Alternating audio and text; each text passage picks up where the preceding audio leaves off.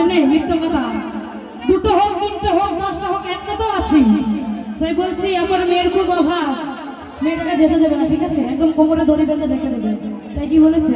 আরে তোকে ধরতে পারলে মনে দেবে আদারি রে, এই মন তুই আমার করিলি রে, আমি